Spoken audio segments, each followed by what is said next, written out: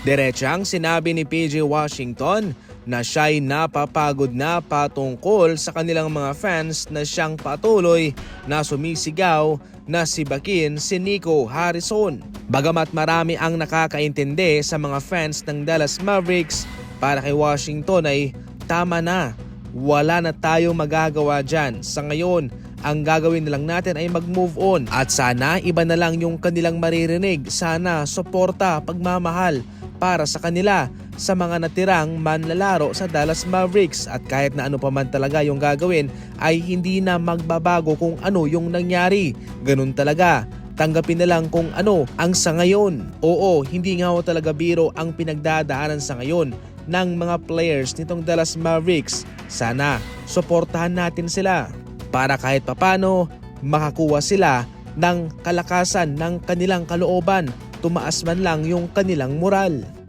Samantala, kung si Stephen Curry ay questionable sa kanilang laban kontra Nuggets mga idol, ngayon mayroong big time na tatlong malalaro ang Nuggets na siyang questionable din sa kanilang laban.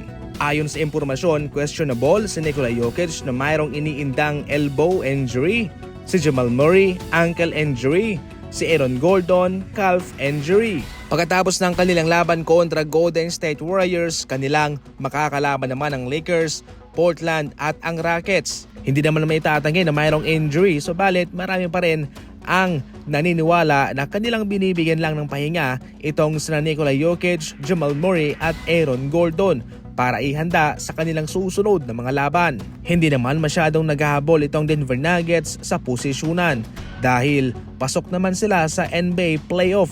So definitely mga idol, questionable si Stephen Curry sa Golden State Warriors. Para sa Nuggets naman, mataas rin ang posibilidad na hindi maglalaro sina Nikola Jokic, Jamal Murray at Aaron Gordon laban sa kanila. Definitely, isa itong magandang balita para sa Golden State Warriors.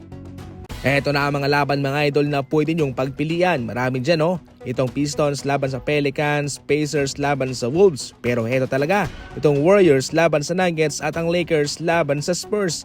Matinding laban to, alam nyo na kung ano ang gagawin.